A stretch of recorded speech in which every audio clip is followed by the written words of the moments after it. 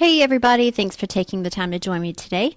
We're speaking with Rob Gorski, an autism dad with a strong voice in the autism community. Over the years, he's amassed upwards of 100 million views on his blog and has received tons of awards for both writing and his work in the autism community. And remember, if you're enjoying our podcast, please rate and review us wherever you listen to podcasts and share with a friend. That's how we make our voices stronger. Thanks for listening. Today's podcast is brought to you by Audible. Get a free audiobook download and a 30-day free trial at audibletrial.com/myautismtribe.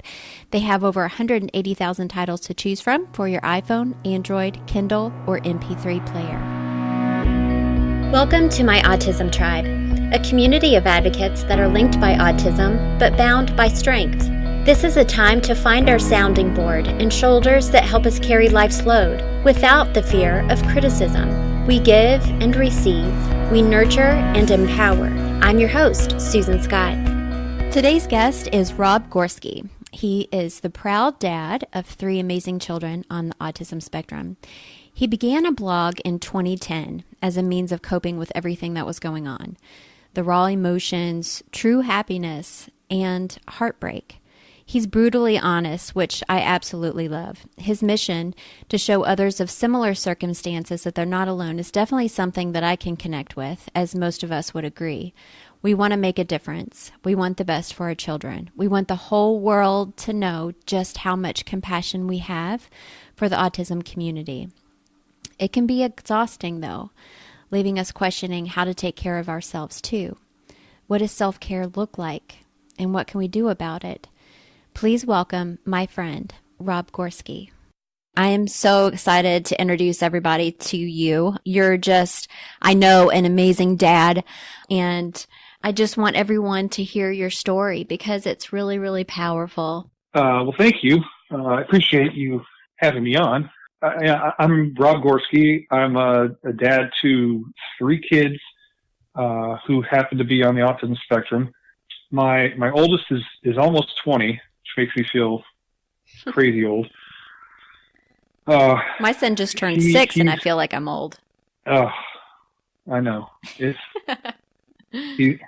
I hit 40 last year, and oh, you're still young. Between the mortality, like looking at your life, and then him turning 20, it's like, and he has a beard, and like you gotta shave it, man. Like I can't handle this. But he's gonna be 20. And then there's Elliot, who's 13, and there's Emmett, who's 11. Mm-hmm. Gavin has he has a lot of challenges. He was diagnosed with autism in 2005. Okay. We didn't know at the time. I mean, my experience with autism was seeing Rain Man at that point in time, and so sure. I didn't know anything about it. And it was really scary because you just hear a lot of big words that you don't comprehend, and you just assume the worst. And he had a lot of behavioral issues. He was very aggressive and things like that. There was a lot of other stuff going on in his life at the time, and we sort of explained away the behavioral issues. Gavin is my wife's, or my, I guess, soon-to-be ex-wife's son from her first marriage. I've raised him since he was about a year old, and so we there was a big custody thing with her and her ex back then. Mm-hmm. And so there was a lot of back and forth, and so we sort of thought the behavioral issues were related to that. So we didn't really think anything of it besides having him in therapy and whatever. But it evolved, and he was diagnosed in 2005. He was later diagnosed with bipolar disorder at a very young age, which they don't diagnose that very often in kids. Sure. And then it sort of, bipolar disorder is on a spectrum, sort of like autism, where you have bipolar at one end, and then you have paranoid schizophrenic at the other end. And it's interesting. I didn't know that. I didn't either. And it was explained to me that, like, you start out, he was bipolar, and then you have your moodiness and your mood swings and whatever, but then you get to a point where you're having the same mood swings, but you also have psychotic episodes where you sort of lose touch with reality. So as that happens, it sort of evolves to a slightly different diagnosis. And then as you have more psychotic episodes than you do manic episodes or mood issues, then it becomes schizoaffective disorder, which is sort of a blend between the two. Okay. And then when he turned 18, he was officially diagnosed with schizophrenia. And they definitely don't diagnose that very often at all under the age of 18. But he's had a lot of struggles with that. And that's cognitively, he's about 5 years old. And so for an adult, a more functional adult, I guess, it would be difficult to distinguish between reality and the schizophrenic kind of hallucinations. Yeah. But when you're cognitively impaired to that extent, it's very difficult for him to discern. Like if you asked him if he was schizophrenic, he would probably tell you he doesn't know. Like he doesn't understand that. Sure. But he sort of understands the concept of the things that he sees aren't real, but to him they're real. And so that's sort of what he runs with. And so he's a superhero in this other universe where he has team members that are, Sonic the Hedgehog is his best friend, and and they're all sort of cartoon characters from shows and video games and stuff like that. And they sort of form this superhero group that battles the bad guys in this other universe. And so he takes it very seriously. It's like, I mean, to him, it's real. He talks about it. He brags about his accomplishments because he's very proud of himself. Sure. And it's a little much at times. But he's a great kid. And Elliot is 13. He was diagnosed. He's NASB, and so is Emmett. They're both diagnosed about the same time. Mm-hmm. And they both are very high functioning, very advanced cognitively for their ages. Emotionally is where we see a lot of the struggles, because as intelligent as they are, their emotional maturity isn't quite there yet. So you see a lot of kind of conflict between what they understand and what they feel, I guess. Right. There's a lot of sensory issues, a lot of anxiety, ADHD. That's a very challenging thing for us right now. Yeah. And when they were diagnosed, were there also those other symptoms, or did you see as they grew older the ADHD come out, or were those co-occurring diagnoses like at the same time? Yeah, Emmett was nonverbal till he was 4 or 5. We actually thought that he was deaf, so we were learning sign language and teaching him sign language because he wouldn't respond. Mm-hmm. And they had all the testing done, and he had to have an ABR done. That's where they put electrodes on your head and they sedate the kid and they play sound, and it measures the brain waves to see if your ears, like if you're actually hearing the sound. And he was, and that they said that he's hearing, he's just tuning you guys out, or he's tuning everything out. Mm-hmm. And then that led us down the path of autism, because he presented very differently than what Gavin did. And so at that point in time, I didn't realize that people were people with autism are very unique, and they can present in many different ways. Sure. And so I didn't recognize it as autism with him because it was different than what we were seeing with his oldest brother. Mm-hmm. And then Elliot, I didn't see it at all until he started preschool. And then I saw him with, I guess, neurotypical peers. And then I saw that there was something a little bit different. And so we had to get him evaluated. And they were both diagnosed within, 6 months of each other, maybe. Wow. But there wasn't, the ADHD wasn't really anything that we looked at. I mean, it's only been maybe 2 years, mm-hmm. maybe 3 years, I think. It's one of those things where we sort of suspected it, but it wasn't interfering with life enough that we needed to really pursue it. Right. Because when you have anxious kids to start with, anxiety can mimic all kinds of different things. Yeah. And so it's on the surface, you can't tell whether it's anxiety or ADHD. And we knew they were anxious, so we just sort of thought it was that. But it reached a point where impulse issues and their quality of life had diminished to a point where we needed to, test out Sure. ADHD medications. And that's the only way you diagnose it. It's the medications either work or they don't. Gotcha. And if they worked, so. Well, and I often wonder, of evolved as they got older. Yeah, because just like we all evolve kind of, differently, every stage of our life presents new challenges, new opportunities. I often wonder, my son Alex just started kindergarten. And so early on, when he was diagnosed at 2.5, one of my questions, because I knew a lot of diagnoses had ADHD as well attached to it. And I had asked his therapist at the time if she thought maybe he had ADHD. She goes, no, he doesn't have ADHD at all. But now that he is entering school, I wonder sometimes if that may come into the picture at some point. Is he able to concentrate at school, or because I don't want that to affect his schoolwork as well. Yeah. My understanding is like you either have ADHD or you don't. But and that could be, I could misunderstand it, but I think as they get older and they're placed in different situations, you may see symptoms that weren't noticeable before because the stimulus is different. And so they're responding differently. And true. And it sort of teases things out over time. And I think that's, in our situation, I think that's a lot of what we ran into was, the autism diagnosis is pretty solid. And then that was it for a while. But then we started seeing as they got older, and they were sort of dealing with different things, we started seeing different symptoms that came up that weren't explained by the autism diagnosis.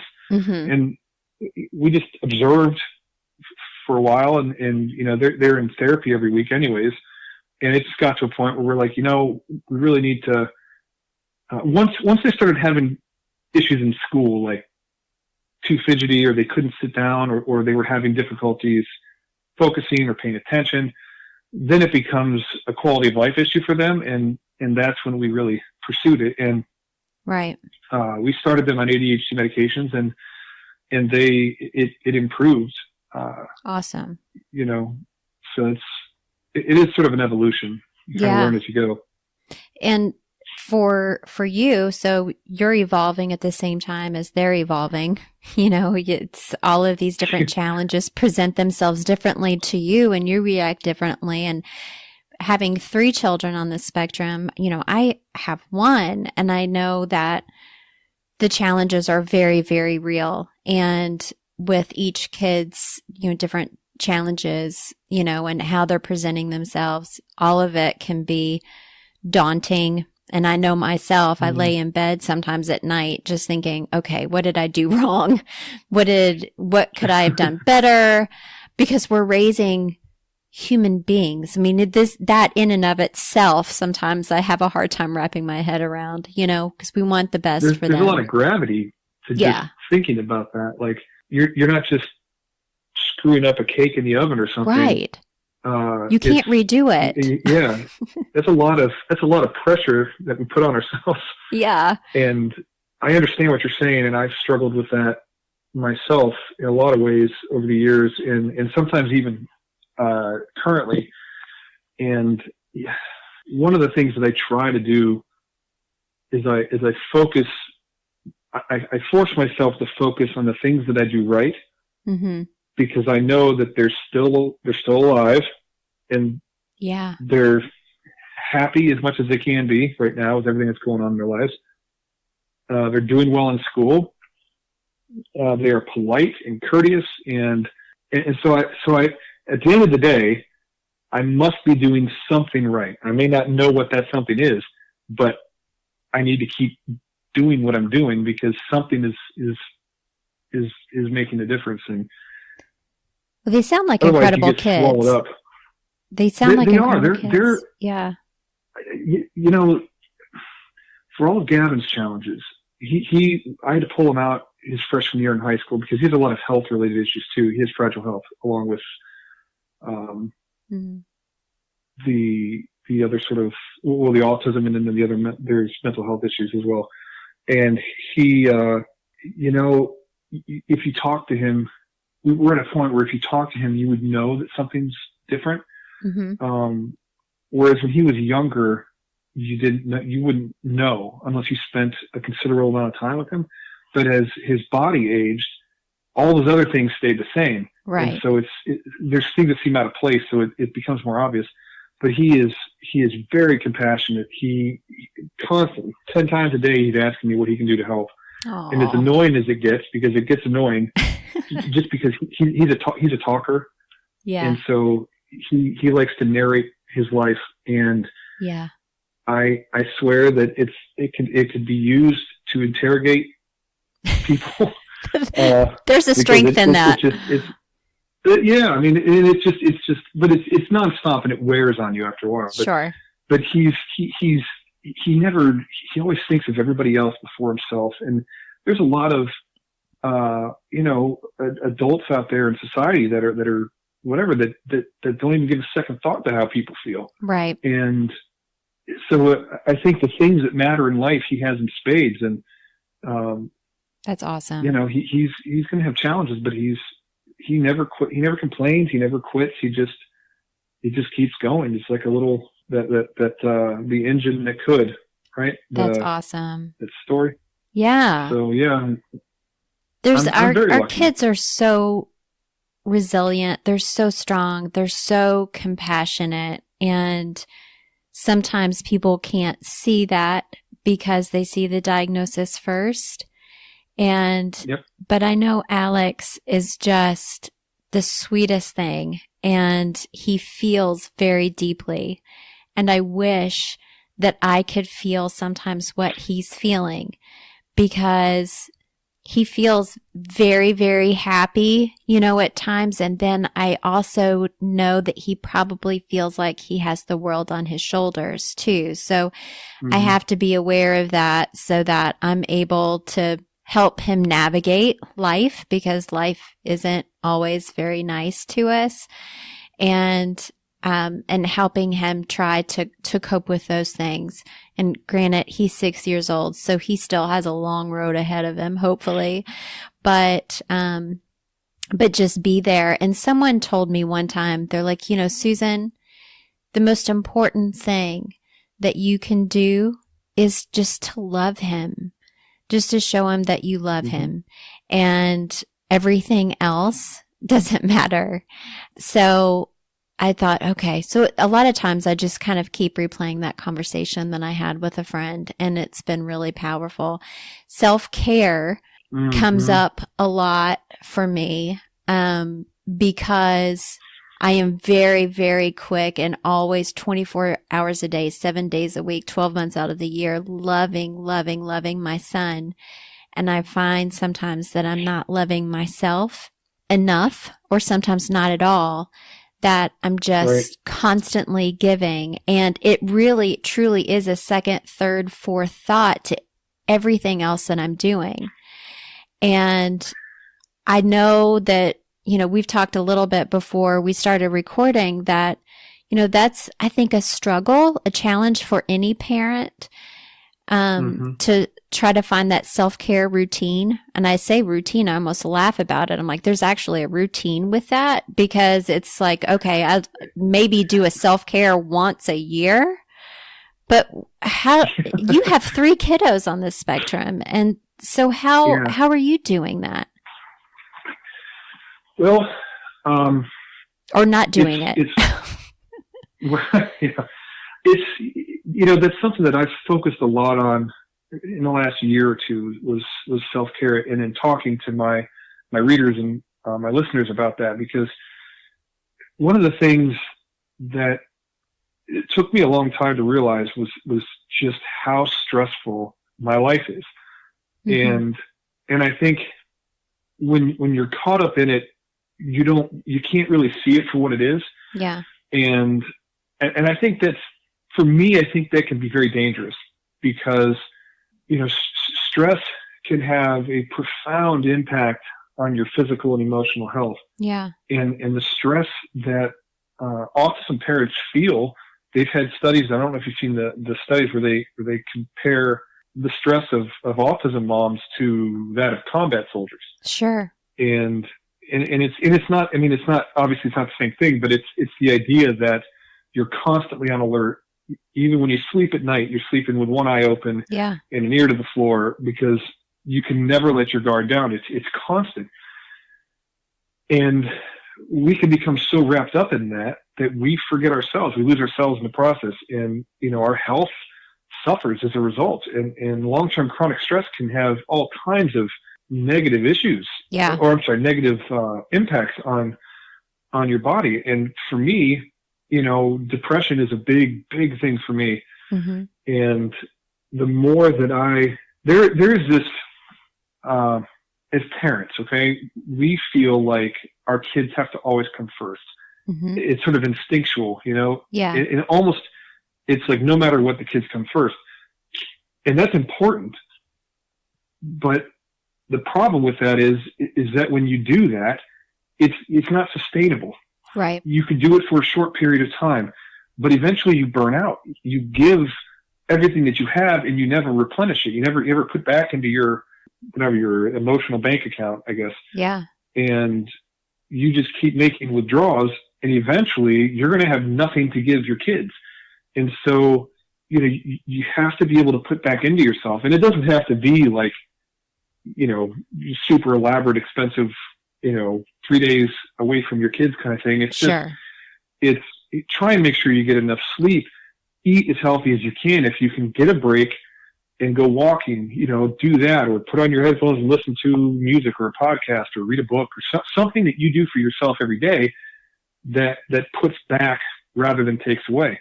Yeah. Because the more that you put back, the more you can give. And one of the, a therapist that I talked to one time, he told me that you have to be selfish before you can be selfless. And it seems that's interesting, counterintuitive, but you have to be able to, you have to have something to give. And if you don't put into yourself, you have nothing to give, especially long term. And the way I see it is, my oldest is going to need, and he's going to live with me for the rest of his life, unless we find like people are suggesting like group home type things he might actually thrive in. Right. But I'm not emotionally ready to even go down that road. Right. That's a big step. It's a big step. Yeah. But I need to be there for him as long as I possibly can. And if I'm not taking care of myself now, what am I going to be like 20 or 30 years from now? Right. When he still needs me. So I try to focus. For me, the biggest thing I was doing was walking. I would walk every morning. I go to the park, and there's a track that I would walk between like 3 and 5 miles every morning. And that was my routine. You mentioned routine. Mm-hmm. I'd take the kids to school, and I would go walking. I'd come home, and I'd get on with my day. You and I were talking before, and I mentioned that my wife had left in August of this year, and the kids are with me, and so I'm now raising them on my own for the most part, and that has put a big obstacle in my way. Yeah, because I like Gavin can't stay home by himself. We live in a neighborhood that's not safe, really. Mm-hmm. And so even if he was okay to stay home, I would be uncomfortable doing that. But, when my routine has been thrown off, so I can't walk like I was doing. So, my weight loss had sort of stopped. I went to the doctor yesterday because they called me in after get my labs done every 6 months to track cholesterol and all that stuff. Mm-hmm. And just since I have stopped doing this stuff, all my numbers went up. Sure. And so most people aren't taking the time to keep tabs on those things, and so they don't realize the impact that this stuff has. You have to make time for yourself. There's times I lock myself in the bathroom just so I can sit in the corner yeah. and just not be talked to or something. And, so you just have to find time, Yeah. you know? I feel what you're saying so much, because I am a single parent myself. And when that whole title of single parent started coming, closer and closer, about 2 years ago, I realized that my routines were going to change. There were going to be additional stress factors that came along with it.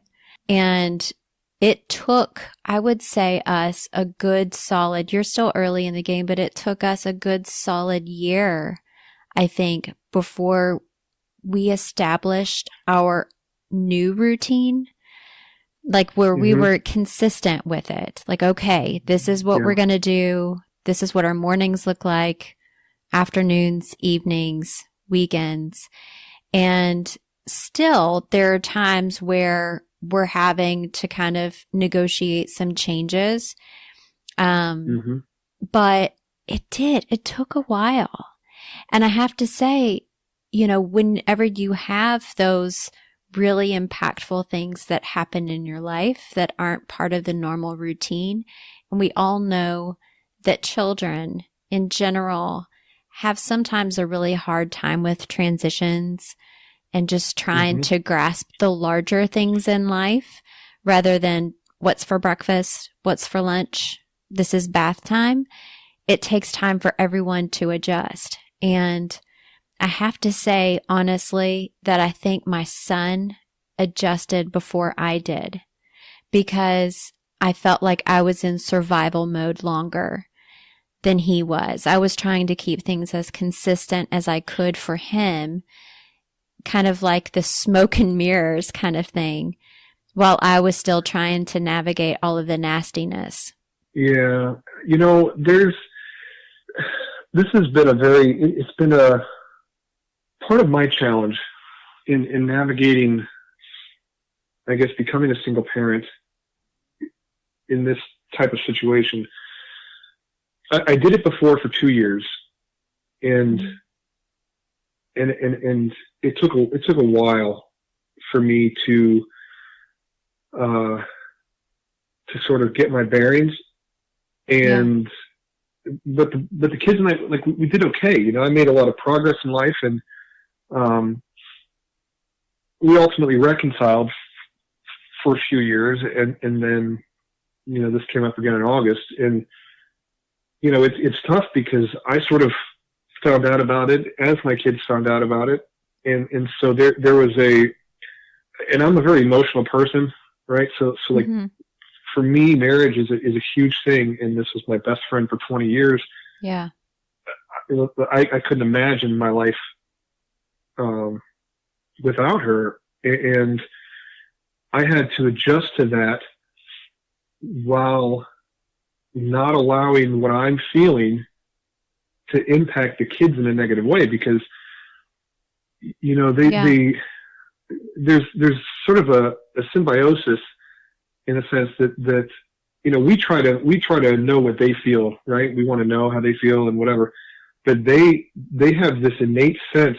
They know what we're feeling, even if we're trying to hide it. And so it's exhausting to try and grieve and deal with all of my emotional issues when my kids are around me all the time. Yeah. And it's like, I'm not very religious, but like, I look at this, having my kids as a blessing, the way that I do, because I could not function without having my kids in my life. Yeah, I hear you. And so, it could be much worse. And, while losing my marriage sucks a lot, I have my kids. And at the end of the day, when I look back on my life, I think that's what's going to matter more to me than anything else. And, it is just, we're trying to find our footing and find a new balance and a new, normal, sort of a bad word, but like normal, Yeah. and find an equilibrium that we can, move forward, I guess. And it's hard for these guys because they intellectually, they know that there's more going on than what they're being told. Emotionally, they have no business knowing any of the adult issues. Right. But they're very frustrated because if you were to talk to them, you would never guess their age. And so it's hard to get them to accept things because they want detailed explanations and they want to understand the logic and the logistics of everything. And there's some things you just can't explain. And sometimes there's no logic to explain. Yeah. Well, yeah. I mean, there's no logic. And I told them, I'm like, guys, like, I don't even understand what happened. Yeah. And, I mean, and even if I did, I wouldn't, like, you guys have to worry about being kids. This isn't something that they need to burden themselves with. And I mean, they're thrown into it, I guess, by default. But, their mom and I, we make it a concerted, we make it an absolute priority to make sure that they are not having to deal with any grown-up issues. And that's great. I mean, the divorce itself and having to, their mom living somewhere else, they're forced into that. But the rest of the stuff behind the scenes and things like that, they don't need to be exposed to any of that. And so, nobody talks ill of the other person. Nobody, you have to, and I'm just talking about this on an upcoming episode that I have, and there is a lot of ways that I feel like we can make this easier for kids on the spectrum by consistency and routine. And like, my kids are struggling going to school. That's been a nightmare because they're so emotionally upset. They end up in tears at school, and then I get called and I have to come pick them up and bring them home.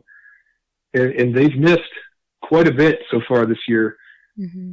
But going to school is important. They need that structure. They need that routine, even if they don't feel they do. Right. And I'm the bad guy for making them go. Yeah. They need that distraction. They need that, whatever. And so it's tough trying to reacclimate to life after catastrophic change like this.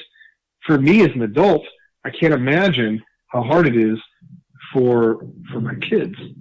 But you're there for them, and they know that.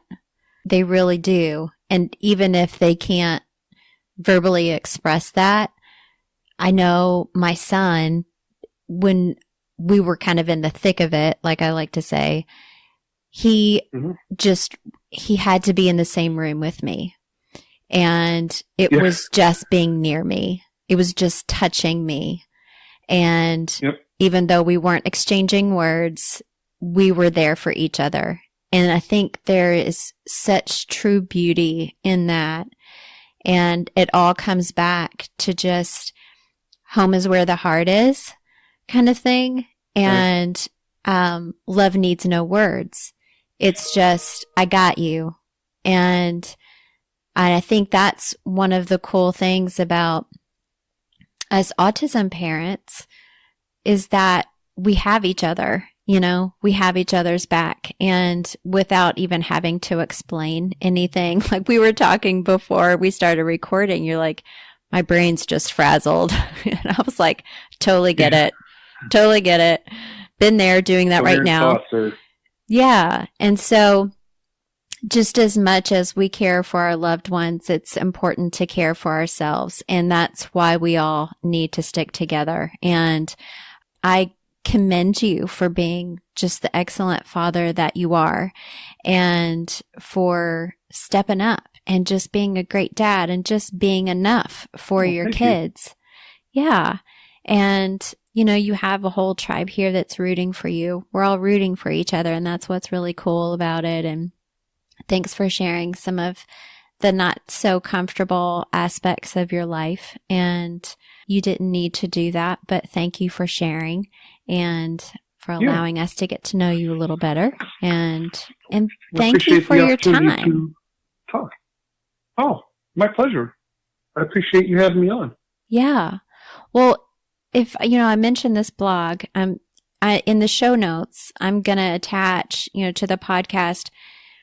Feel free to reach out to Rob. He has his own podcast himself. It's amazing. He also has a website, theautismdad.com, which is like the coolest website name ever. And then you can find him on Facebook, Instagram, and Twitter. He's the Autism Dad pretty much across the board, right? Yeah, on all the social media. Yeah. Yeah. Yeah. So I had started out as Lost and Tired originally when I started back in 2010, and I rebranded because I felt like during our first separation, I didn't know what was going to happen, and so I felt like it was a new story, like a new journey, and True. I needed to start fresh, and so I rebranded as the Autism Dad. I thought it was more positive, and yeah, well, and it's done great things. More fitting. It's done great things, and we're very proud of you. So keep up the great work. Oh, thank you. You're amazing. That's very nice of you. You're welcome. So everybody check out Rob Gorski. Rob, thanks again for your time, and I truly thank you for being a part of my Autism Tribe. Oh, thank you very much. I appreciate it. You have a good week. I think it's still a week. Good rest of my week. Thank you so much. I don't know what day it is. I hear you. Right. Okay, take care. Thanks. We all experience exhaustion, feelings of being absolutely defeated, not good enough. But that's why self-care is so important. Those who've experienced compassion fatigue describe it as being sucked into a downward spiral, not knowing how to stop it. So they do what they've always done. Continue to give and give and give until they're completely tapped out. Our families need us to be playing our A game. We need to take time to fully recharge.